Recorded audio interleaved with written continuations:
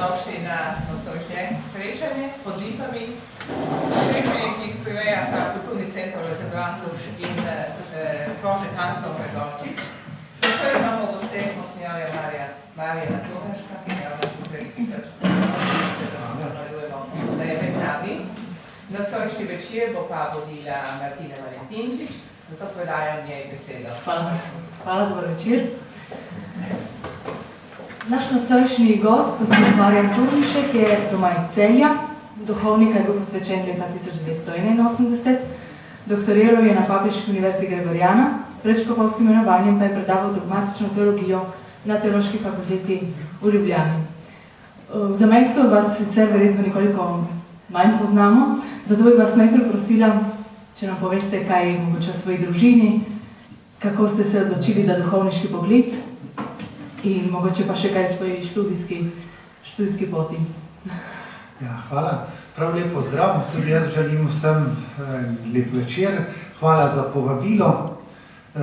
Res sem morda v vaših krogih tukaj malo manj poznan, vendar pa sem že bil tukaj, tako da ni prvič danes. Vsaj enkrat, še ne dvakrat sem že bil na takih srečanjih, pred leti že. Pa tudi sicer sem nekajkrat bil tukaj, še se spomnim še v času, ko je pater Marko Rupnik bil v Gorici. Takrat sem tako mimo se kdaj oglasil. Potem iz Rima, ko smo se vračali, smo kdaj kakšno sestro pripeljali sem. Tako, no, tu in tam sem bil. Glede tistega, kar pa je bilo prej še pred osamosvojitvijo Slovenije, tako imenovano švercanje, tam pa sem jaz bil bolj udeležen pri Avstriji, ker je bila bliže Avstrija, kakor Italija. Tako da po tisti plati pa nisem tukaj bil tako prisoten. Ja, kot so rekli, izhajam iz Celja, okolice Celja, v Strožno pri Celju. Zdaj je že tudi skoraj to predmestje.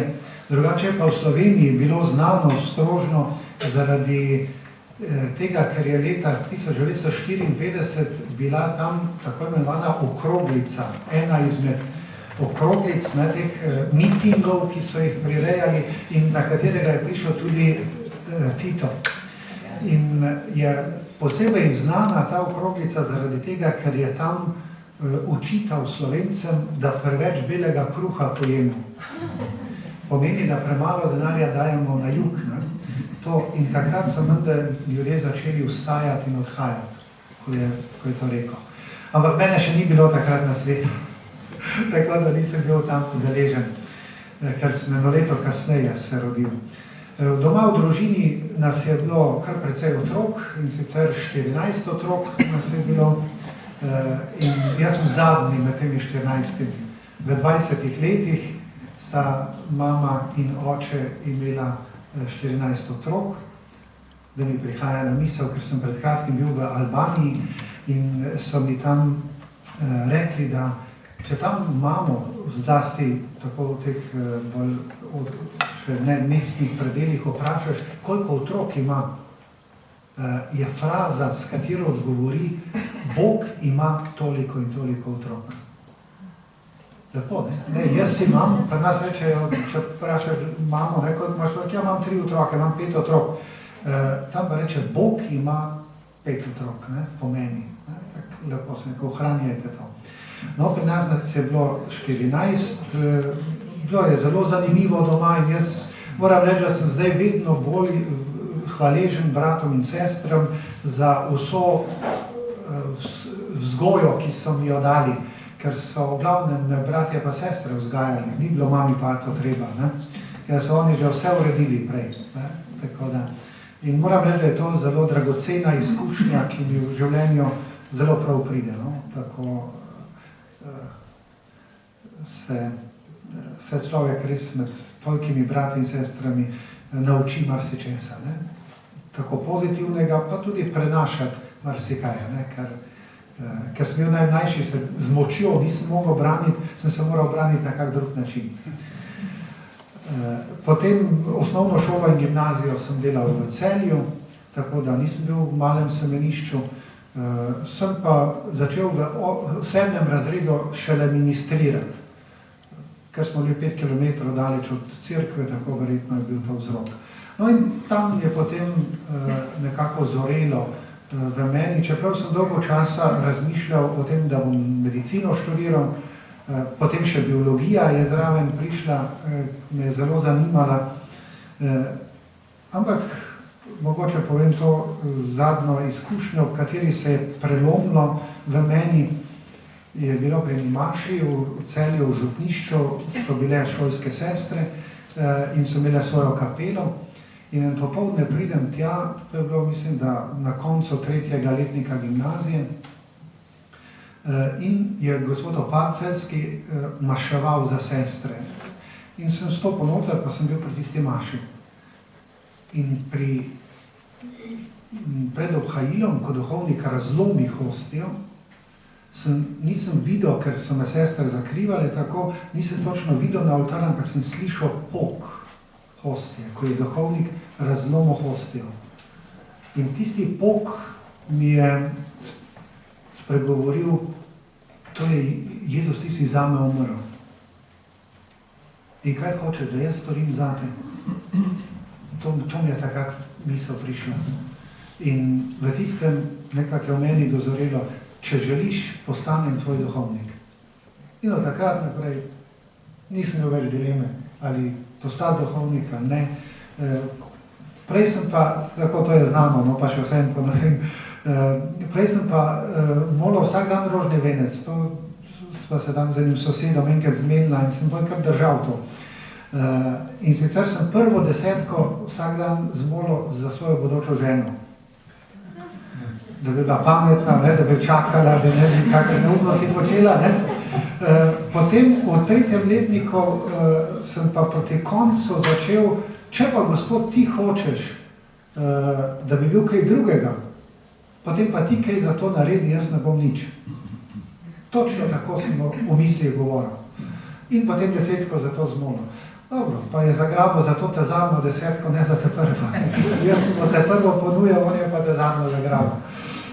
Tako sem potem po gimnaziji šel v bogoslovje v Ljubljano, 3 leta v Ljubljani, potem sem šel, po 2. letniku sem šel k vojakom v Srbijo, Smederevsko Palanko in potem Maribor še 3 leta in sem bil 81 leta posvečen. Gospod Kramberger je takrat smo bili prva njegova generacija, tako diakonsko posvečenje kot mašniško mi je on podelil in potem tudi bil glavni posvečevalec pri škofovskem posvečenju. Tako da vsa 3 posvečenja sem dobil po njem. Kaplanoval sem v Titovem Velenju oziroma Velenju, ko sem prišel, je bilo še Velenje, avgusta v jeseni tisto leto so ga pa spremenili v Titovo Velenje. Tako, no še tu eno anekdoto povem, so me potem malo hecali duhovniki. Ko sem se jaz rodil, so v cinkarni, kjer je oče delal, to je tovarna cinka bila v Celju, je oče bil zidar tam, so nekako začeli urejati, da bi mi bil Tito boter. Tak, civilno, ne cerkveno, ampak civilno. Na občino se je šlo, pa so potem tako družine, ki so imele več otrok, dobile potem neko darilo. Ampak to so urejali, potem pa se je nekaj moralo zaostriti in mislim, da je oče pomagal pri kapucinih v Celju nekaj obnavljati in to jim tam ni bilo v cinkarni všeč. In mislim, da je to bil potem dovolj velik razlog, da so nehali s temi pripravami in potem ni bilo nič s tem. No, potem so pa rekli, no, ker Tito ni hotel biti tebi boter, si pa zdaj ti kaplan njegov v Titovem Velenju, kaplan v Titovem Velenju. Po 4 letih me je škof potem vprašal, če bi bil pripravljen iti na študij in sem šel na študij potem v Rim. Ko sem se vrnil, sem takoj začel predavati na fakulteti in 94. leta sem potem postal tudi rektor v Mariborskem bogoslovju. 12 let sem bil tam do 2006, profesor in rektor, tako boje skupaj. In takrat pa sem potem postal prvi murskosoboški škof. Po 3 letih in pol so me prestavili v Maribor, po 3 letih pa pol v Mariboru pa so mi rekli, da la grem v pokoj.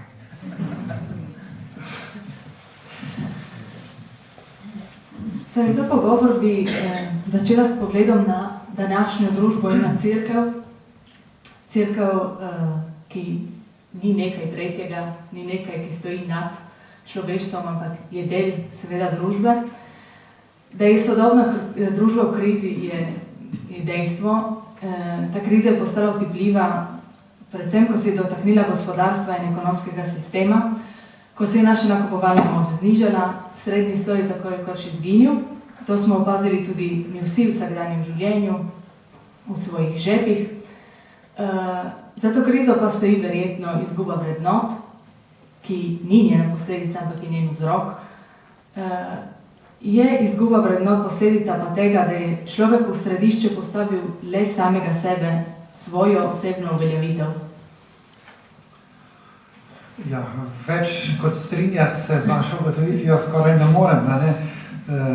Se mi zdi, ja, da ste kar zadeli tako srž problema in problematike.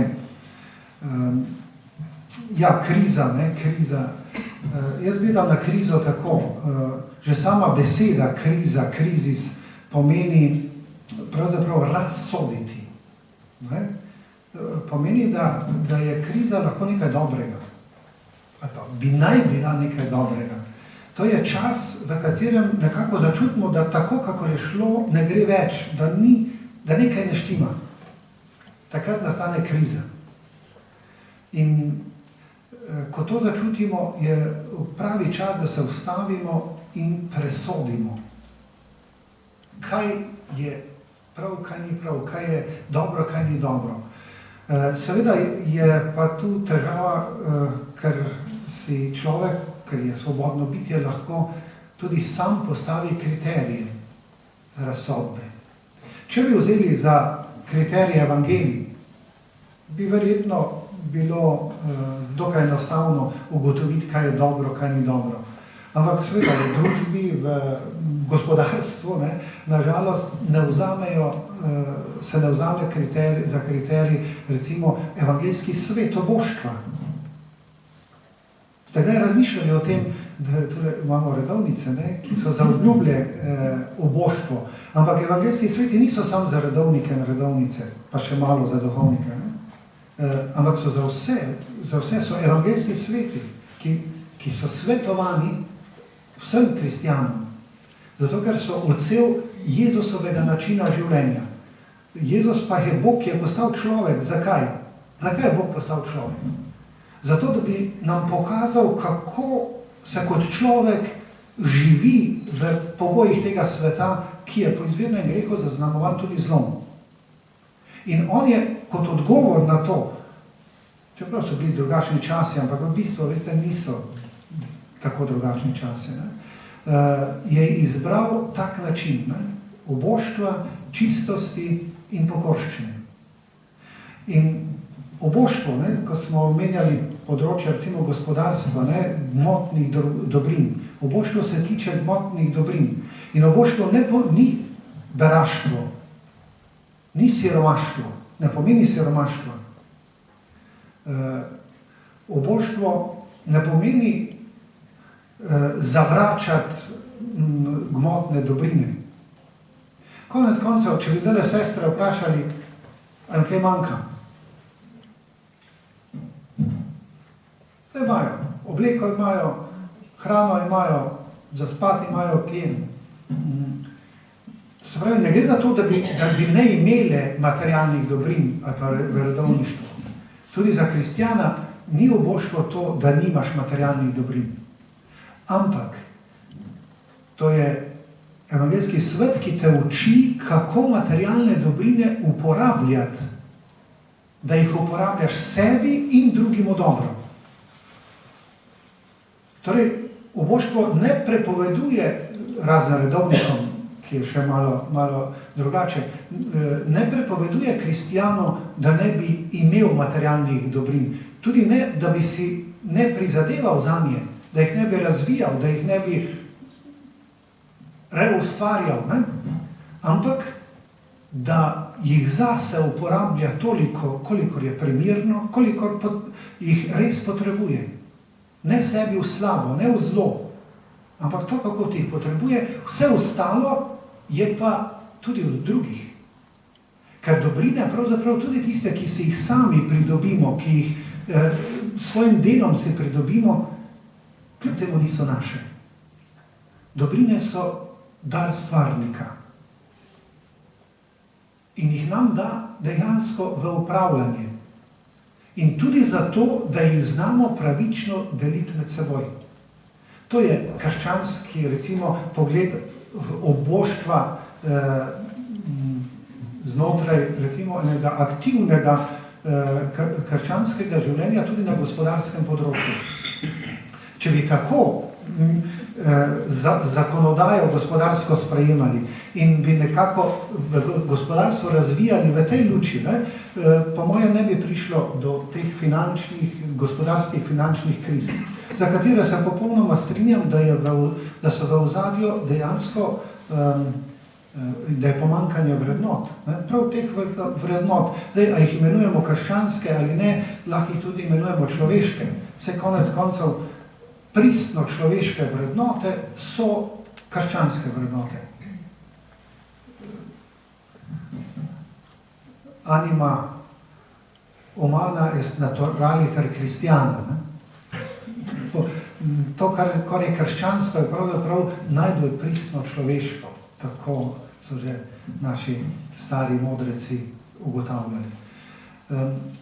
Tako da jaz vidim kot krizo dejansko tudi kot možnost nekega premisleka, izbire nove poti, presoje nove poti. Zdaj, kdor si upa, recimo na en krščanski način to sodbo narediti, bo verjetno lahko uporabo krizo kot nekaj pozitivnega. Tisti, ki pa vzame za izhodišče kakšne druge vrednote ali ne vrednote, celo z krščanskega vidika gledano, pa lahko seveda krizo ne izrabi v pozitivno, ampak razsodi zopet v negativno smer in se kriza še poveča.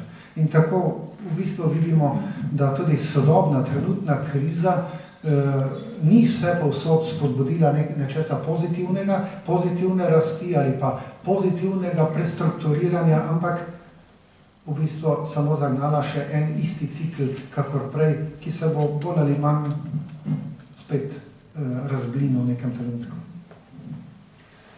V zadnjih časih se veliko govori tudi o krizi duhovniškega poslanstva, to smo tudi vsi mi opazili, saj že nekaj let nima več vsaka župnija svojega duhovnika, ampak si ga delimo, če smo srečni samo s sosednjo župnijo, drugače lahko tudi z več sosednjimi župnijami. Upadlo je tudi število porok, tudi civilnih porok. Nasplošno je malo mladih se tudi odloči za svoboden poklic, ne samo duhovniški, katerikoli. Nas je strah tega, kar nas obvezuje zavedno. Ja. Rekli ste strah. Nas je strah tega, recimo, kar je povezanega z neko trajno odločitvijo, neko življenjsko odločitvijo. Vsekakor, jaz mislim, da je to eden izmed odgovorov za pomanjkanje tako duhovnih poklicev, kakor tudi za odločitve za eno bolj radikalno, recimo, krščansko življenje. Strah, vendar gledano z duhovnega vidika, hudi duh deluje na 3 načine. 3.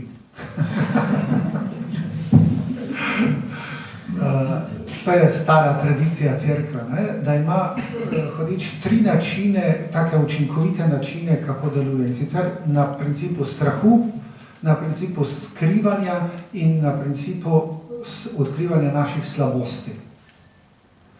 Torej, strah ni od Boga, strah ni, v ljubezni ni strahu, pravi Svetopismo. Zato bi bila prva naša naloga, če kot kristjani gledamo na te pojave, da ne podležemo strahu. Kaj bo, ko bo, če bo, kam gremo. Noben se skoraj ne več ne poroči, cerkveno živijo, kot rečemo na koruzi, pa to danes ne smeš več govoriti, ker te lahko tožijo. Ja, ne smeš tako imenovati, ne.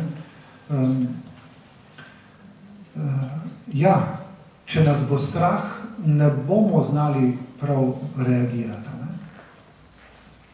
Glede, zdaj smo v postnem času, pred nami je velik teden, veliki četrtek, veliki petek. Kak uspeh je imel Jezus v svojem 3-letnem javnem delovanju? Če gledamo z našimi merili tega sveta, ne, s kriteriji tega sveta, da je kriterij, da imamo polne cerkve, da ima vsaka župnija svojega župnika, pa še 3 kaplane, če so to naša merila, ne, potem seveda je to sam fiasko. Ampak potem je fiasko tudi Jezusovo življenje, ki je končal na križu. Eden izmed najbližjih ga je izdal, drugi ga je zatajil, vsi ostali so se razbežali. Pri zadnji večerji pa, ko je on ponavzočal svojo smrt in svoje vstajenje, ko je bilo tam prisotna, Evharistija prisotna, če beremo evangelij, piše, da so se učenci med seboj pogovarjali, kdo je največji. Tako, če pa izhajamo iz te Jezusove situacije, ne, potem pa ne smemo vreči puške v koruzo. Potem pa ne smemo z malodušjem gledati na to situacijo. Jaz sem večkrat rekel tako duhovnikom pa ljudem, ko sem bil na srečanju z njimi, ne, rekel, gledajte, nas mora srce boleti za te ljudi, ki jih ni tukaj, ali pa za mlade, ki se ne poročajo. Ne da se jezimo na nje, kaki so. Če se bomo na nje jezili, samo še olja prilivamo na ta ogenj. Ne bomo rešili nič. Torej, kaj je Kristus prinesel nam? Ne?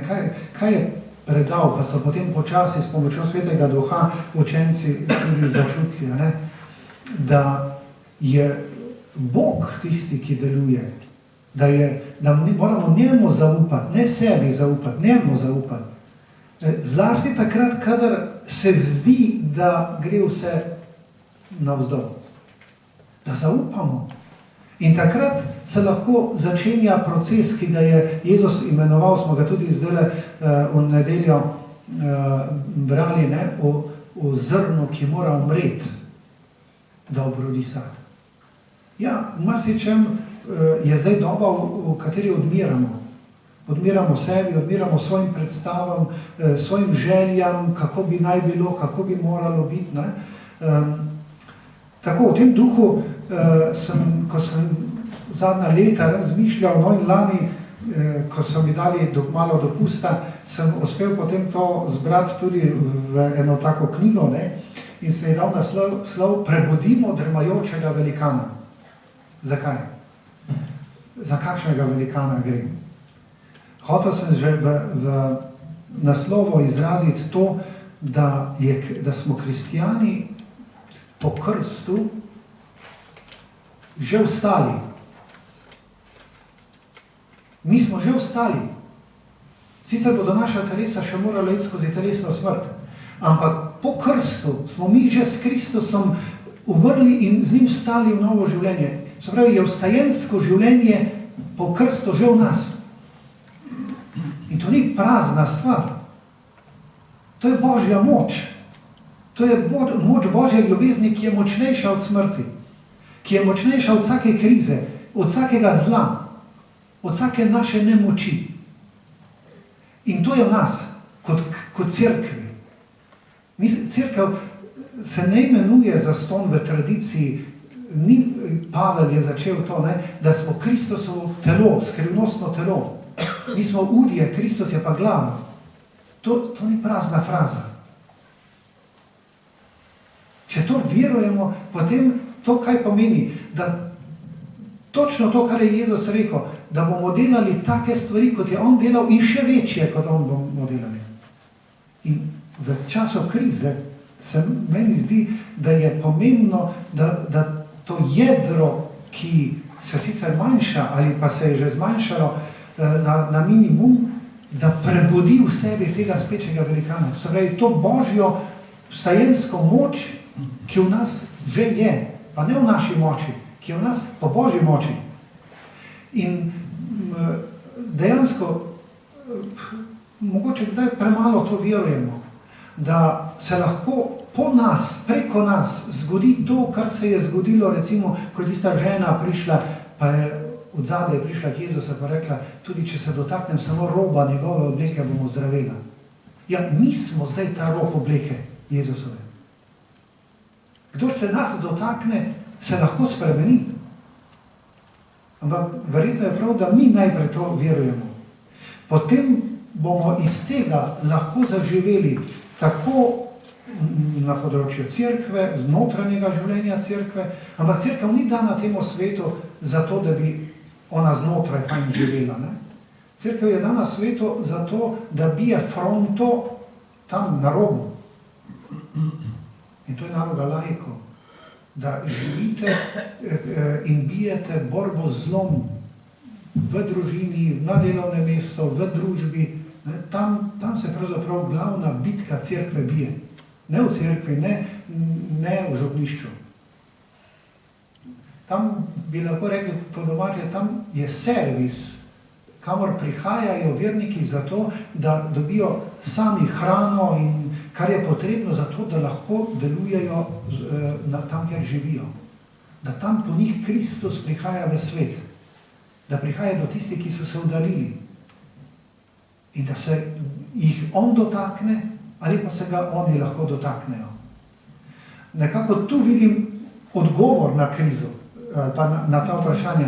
In mislim, da to logiko se da uporabiti pravzaprav na vseh področjih, tako na gospodarskem področju, kakor na čisto pastoralnem področju, političnem področju, pravzaprav kjerkoli človek deluje, v zdravstvenem področju, vse ta področja, kjer je danes veliko težav in problemov in velikih vprašanj, ne? Tja smo kristjani, ali pa ste kristjani kot laiki poslani prav zato, da s to svojo močjo, vstajensko močjo tja prinesete nekaj luči. Tudi, če kdaj za ceno kakega trpljenja, ne? Ker brez tega ne bo šlo, tako kaže. Ne? Omenili ste krst. V prejšnjih mesecih nas je naši goriški nadškofij precej presunil podatek, da je v zadnjih 5 letih v Gorici bilo krščenih le 58% otrok. To je nekako srednja vrednost krsta v primerjavi z rojstvi v letih 2008 do 2013.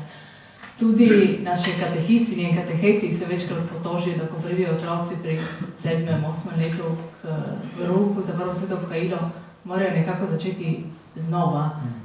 Se ne znajo niti pokrižati, kaj še, da bi znali moliti. Imate res še upanje, da krščanstvo ne bo izumrlo vsaj na evropskih tleh? Ja, to je zdaj drugo vprašanje. Jaz upam, zaenkrat še nisem obupal tudi nad Evropo. Ne.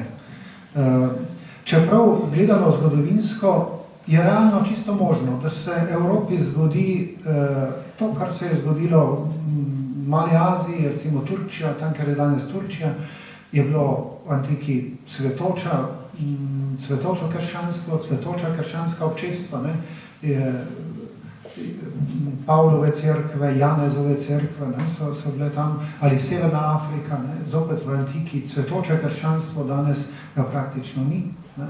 Čeprav zopet imamo razna poročila, ki pa kaj v Maroku ali kje, se zopet nekaj dogaja, ne? Se zopet nekaj prebuja. Ne? Ampak hočem to reči, da ni nerealno razmišlja tudi o tej smeri, ne? Da če nas kriza, če se krize kot kristjani ne bomo nekako lotili na prav način, oziroma dobili pravo sporočilo in pravih odločitev kot kristjani naredili, potem se lahko zgodi podobna situacija, ne? bomo kristjani, ne da bi hoteli, dali prostor drugim. Ampak, kot sem rekel, tudi za duhovne poklice, ne, je to eden izmed razlogov, drugi je pa še več, recimo gotovo je razlog tudi malo število otrok. Zdaj, pogledajte, pri nas je moralo biti 14, da je en duhovnik. Ne? Zdaj, če si 1, 2, kvečemo 3 otroci, je toliko in toliko prvič manj otrok, ne? In je toliko in toliko manj možnosti, da se kdo odloči za duhovni poklic. Že to je čisto realni upad števila poklicev. Glede na to, da je povprečje, recimo v Sloveniji, povprečje niti 1,5 otroka na par, ne? Ni 1,5 povprečje v Sloveniji. Pomeni, da je to nujno, že sam to zniža število duhovnih poklicev. Ne? Kaj šele potem družbena klima, ta način življenja, potrošniški in tudi drugi vidiki, ki individualizem, ne, ta hedonizem, ki ga že otroku na nek način privzgojijo, ne, to vse vpliva na to. Dobro, ampak po drugi strani imamo pa tudi pozitivne kazalce. Poglejte, že ko sem jaz bil rektor nazadnje v bogoslovju, je bila več kot polovica bogoslovcev starejših. To pomeni starejših, da niso direktno po srednji šoli prišli v bogoslovje. Da so vsaj že kaj drugega študirali, vsaj kako leto, če ne doštudirali, ali bili v kakem poklicu.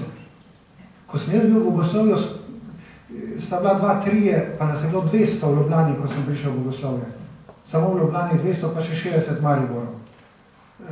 Pa so bili 2, 3 taki, ne? Recimo leta 2005 jih je bila več kot polovica, danes enako. Poleg tega, ne samo to, tudi to je bilo, da je recimo bila približno polovica fantov iz družin, kjer družine starši niso bili zadovoljni, da so sinovi v bogoslovju. Bi raje videli, da bi šel ven. Mama in ate. In to smo imeli srečanja skupna, ne, tudi starši, in so to direktno povedali, niso skrivali tega, da niso zadovoljni, da je sin v bogoslovju. In kljub temu. Ne. In smo imeli celo primere striktnega, zelo grobega nasprotovanja, ne, staršev, otroku, celo so grozili meni, pa škofov, da naj bojo tožili, ker smo prisilila sina, da je v bogoslovju, ne, polnoletni, ne, odrasel človek. Ne. Tako, zato se mi zdi, Bog kljub temu najde poti, ne, kljub temu, to je eno upanje, ne, recimo. In, ne vem, po moje je tako, no, zaenkrat sicer res ne kaže, da bi kot večinsko se v Evropi že pozdravili, ne. Vendar so pa taki razni kazalci, recimo, govorimo o družini, ne, da je družina, to je ena težka problematika, ne. Tudi način življenja, recimo, ki ga forsira gospodarstvo, ne, recimo delovni čas, ne, gotovo po celi Evropi ne služi družini. Po drugi strani pa vendarle imamo ne samo posamezne družine, ampak že kar veliko prav gibanj, ne, ki pa nekako grejo v drugo smer, se skupaj trudijo plavati proti toku. Poglejte, zanimivo je tak podatek, ki ga prej še nismo imeli za Slovenijo. Ko sem jaz bil kaplan, je bilo 20 zakonskih skupin v celi Sloveniji, pa mogoče še ni bilo. Ravno zdaj, lansko leto, smo poskušali nekako skupaj podatke dobiti, čeprav tudi to niso še čisto popolni, ampak je v Sloveniji okrog 500 zakonskih skupin. To ni tako malo, ne? To ni tako malo.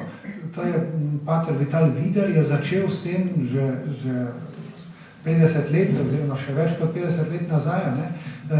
Ampak takrat so bile to dejansko tako začetki. No in danes je že tam, recimo, v tej smeri, ki je on začel, okrog 200 zakonskih skupin. Potem je ena zakonca Sitar, če ste zanje slišali, ne?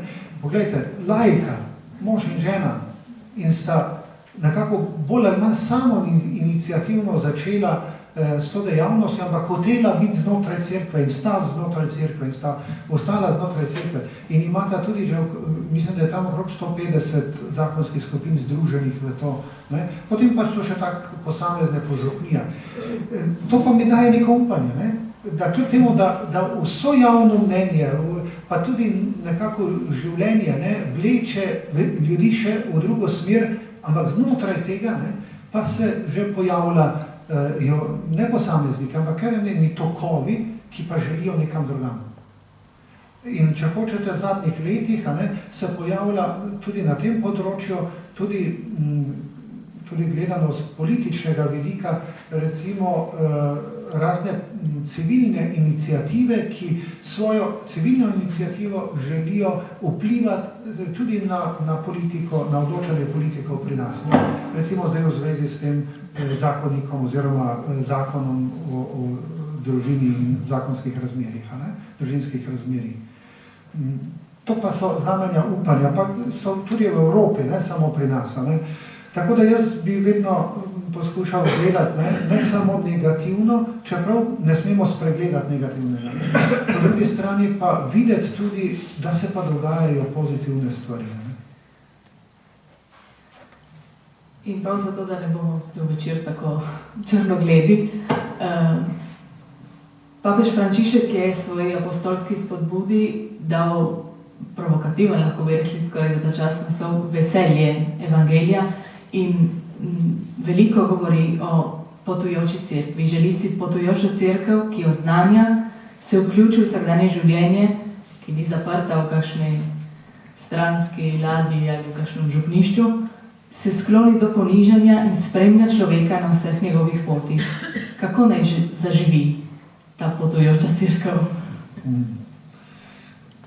Ja, ko bi človek imel recepte, bi že to funkcioniralo. Ne? No, zopet bi tako rekel, gledajte, cerkev je živa, cerkev je živ organizem. In jaz se ne bojim za cerkev. Je edina ustanova, ki ima od Boga zagotovilo, da bo preživela. Ne? Seveda, nas je pa lahko malo, tako nas lahko skrbi za naš delež, za to, ali bomo mi svojo vlogo, svojo nalogo naredili, odživeli v tem trenutku. To, da je cerkev živ organizem, kaj meni to govori? Ne? Od Pavla, pravim, poznamo že naprej ta pojem. To mi govori to, da živ organizem nosi v sebi življenje. In organizem sam najbolje ve, kaj potrebuje. Ko greste k zdravniku, ko odprete vrata, vam že kar ne teši recepta, na to imate, pa si hodite po zdravila, ne? Ne more. Če bo še videl ni, ne? Kaj zdravnik? Zdravnik nič ne ve o tebi, ko prideš, ne? Kaj naredi? Vpraša tebe. Vpraša tebe najprej, kje te boli, oziroma zakaj si prišel, kaj ti je, da mu ti poveš, kako se počutiš in tako naprej. Potem pa še vpraša telo, ne? Pa te pošlje na preiskavo krvi, pa urina, pa na to snemanje, pa ono slikanje in tako dobi informacije. Vpraša telo in telo mu odgovori. In iz tega on vidi, kaj telo potrebuje. In potem šele napiše terapijo. Ne? In tako se mi zdi, da je s cerkvijo. Če je to živ organizem, potem, če se bomo znali poslušati, če se bomo znali pogovarjati znotraj občestva, bomo zaznali v sebi odgovore. V cerkvi veje Sveti Duh. In pogovor med ljudmi v cerkvi tako v strukturah, kakor med občestvom, v občestvu med seboj, je na nek način jadro, ki ga razpnemo, da se v njega lahko ujame veter Svetega Duha. Torej, sodelovanje, pogovor, skupno iskanje. To, kar sinoda pomeni, sinoda pomeni skupno iti, skupno potovati, skupna pot. Ne? In kristijani se od vsega začetka imenujemo ljudje poti. Ne? Ker smo na poti in tudi ladja, tako to je simbol cerkve vedno bil. Se mi zdi ta ideja, poslušati Svetega Duha. In prišel bo odgovor. Mora priti odgovor. Sveti Duh ima odgovor na naše situacije. Zdaj, modat, priložnost za to. Zdaj, načinov, pravim receptov ni. Jaz mislim, da mora tudi vsaka župnija. V Sloveniji smo pred 3 leti začeli z takim skupnim načrtovanjem, pastoralno načrtovanje, smo izdali en tak vseslovenski pastoralni načrt. Pridite in poglejte, PIP, pridite in poglejte, v katerem smo na nek način tako najprej na neki klauzuri škofje, pa že prej smo se pogovarjali na različnih nivojih, ampak potem si vse skupaj na nek način strnili v to glavno spoznanje, da je cerkev na Slovenskem potrebno omogočiti poglobitev osebne vere. In smo potem v en namen tega pastoralnega načrtovanja, recimo 5, 10, 15 let, smo rekli, ne vemo, kako dolgo bo to trajalo. Pa smo še menda premalo računali, smo mislili, da bo hitreje kaj šlo. Smo potem strnili v to, nekako, da je to naš skupni cilj, da živa občestva in njeni posamezni člani bodo z novo apostolsko gorečnostjo vabili in spremljali brate in sestre k osebni veri. To je k osebnemu srečanju z Jezusom Kristusom. Vidite, to se mi zdi, da je odgovor na to situacijo. Odgovor, ki je pravzaprav Jezusova metoda. Kakšna je bila Jezusova metoda? On je se človečo, ko je začel delovati, je osebno srečal. Se spomnite, je šel tam mimo Janeza Krstnika in so ga videli in Janez Krstnik rekel, pojte za njim, in sta Andrej in Janez šla za njim. Kje stanuješ? Pridite in poglejte. In sta bila dan z njim. In tisti dan jo je tako prevzel, da ko je Andrej, vi ste župnija svetega Andreja tamle, ko je Andrej prišel domov, ni mogel drugače, kakor da je takoj letel in poiskal Petra, brata, in mu rekel, srečali smo Jezusa, odrešeni Mesija, in pravi pisatelj, svetopisanski pisatelj, in privedel ga je k Jezusu. Andrej je privedel Petra k Jezusu. Lahko bi rekli, da je Peter najprej srečal Jezusa na obrazu svojega brata Andreja. Potem Jezus pokliče Filipa. Kaj se zgodi? Filip sreča Natanaela in mu pove, da je srečal Jezusa. In zopet pravi pisatelj, in privedel ga je k Jezusu.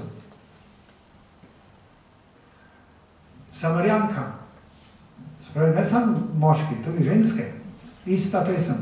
Sreča Samarjanko tam, to je zanimiva zgodba, tudi z tega evangelizacijskega vidika. To je pravzaprav, ta zgodba nam govori o, to imam tudi malo sem opisal, 6 korakov, kako je Jezus evangeliziral. In gledajte, kaj je bil prvi korak? Da je pred to tujko, ki je bila izobčena, ki je bila za Jude prekleta, ker je spadala med Samarijane, odpadnike, jo je prosil, da je žen, da mu ne da piti. Spravi, je priznal, da jo on potrebuje. Jezus je ženi dal začuti, da jo on potrebuje. Čeprav je vse govorilo proti, ne? On je zaradi tega, kar je Jezus tam naredil, bi ga lahko kamnili po postavi. Moški Judje, javno moški niso govorili žensko. On je sredi belega dneva, 12. pravi, ne? Pri javnem vodnjak je javni kraj, govoril z žensko.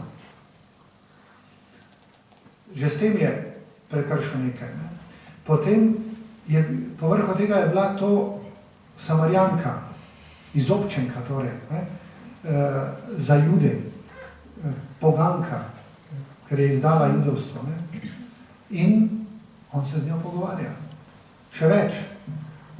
In reče, da mu ne da piti, to pomeni, da se bom dotaknil njenega vrča. To pa je pomenilo, da bo postal nečist.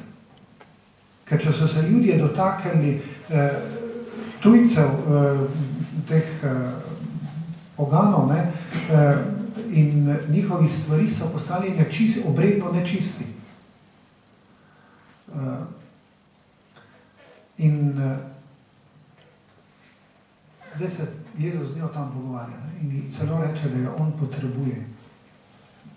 No in potem začne ta pogovor, ne, pa govorita o vodi in ji potem pomaga, poskuša ji pomaga, da bi zakapirala nekaj več, pa jo hoče potegniti iz razmišljanja o tej navadni vodi, ne, iz vodnjaka, v neki razmišljanje o neki živi vodi, ki pa je on sam. In kar naenkrat ni več žejn, ker je v bistvu bil on žejn njenega spreobrnenja. On je bil žejn tega, da bi ji lahko odrešenje podaril. Ne? In ko jo vpraša o možeh, ne, oziroma naj gre po moža, nima moža, in pa pravi, ne, o tem se pa ne bom s teboj pogovarjala. Vidim, da se je predlog, ne, pa začne kamenja temu, nekako fajn, kot ženske znajo. Ko se nočejo na čem pogovarjati, pa menjajo temu, ne. Mimo grede tako, da se začnejo čisto na čem drugem govoriti, ne. Ampak Jezus ni brutalen, ne. Sprejme ta njen stop, v njen intimnem življenju se ne bo pogovarjal in se pa začne pogovarjati o molitvi, ampak ki pripelje do istega, ne. Pride po njeni poti do istega, do česar je hotel priti. No, in kaj naredi na koncu žena? Gre v vas in pripelje ljudi k Jezusu. Ista pesem. Pavel, če gremo naprej, pred Damaskom sreča Jezusa, živega, in od takrat naprej ne dela drugega celo življenje, kot samo, da ljudi vodi k Jezusu. Vidite metodo? In gremo lahko skozi zgodovino. Jaz mislim, da je to, ne? Da je to naša metoda, da je to odgovor na to situacijo. Čisto preprosto. Po domače povedano. Če se mi zdaj zmenimo, da boste vi si eno leto prizadevali, molili in tudi delali na tem, da bi v enem letu vsak 5 ljudi pripeljal nazaj v cerkev, bliže cerkvi. Nedeljske maše, recimo, da vzamemo primer. Pa tudi, če vsem ne bi uspelo, pa če bi samo 3/4 uspelo, v enem letu bi koliko večja občestva bila. Ampak gre preprosto za to. A jaz imam tako živ odnos s Kristusom, da je to neustavljivo privlačno za druge. Vse tudi bojo proti, bojo tudi udarjali proti, jasno. Ampak hkrati bo pa to tudi privlačno. Zakaj, gledajte, jaz tako čutim, zakaj je družba tako upirjena proti cerkvi, pa proti krščanskemu načinu življenja, pa nenehno se zaletavajo v celibat, pa torej neporočenost duhovnikov, pa v to, pa v ono. Zakaj? Če je to res tako brez veze in če je to res tako nepomembno, zakaj se pa toliko to zaletavajo? Zaletavajo se zato, ker nekje na dnu, ne v razumu, ampak nekje na dnu vedo, da je to izrednega pomena. In je to pravzaprav, po moje, bolj krik po Bogu, na neki nezavedni ravni. Krik. Čeprav se še mogoče sami niti tega ne zavedajo. Zato je še kako pomembno, kaj mi nosimo v odnosu do teh ljudi v sebi. Ali jih sovražimo, ali se jezimo na nje, ali pa jih ljubimo in smo za nje pripravljeni dati življenje. Po Jezusovem zgledu. Jaz tu vidim zdaj odgovor,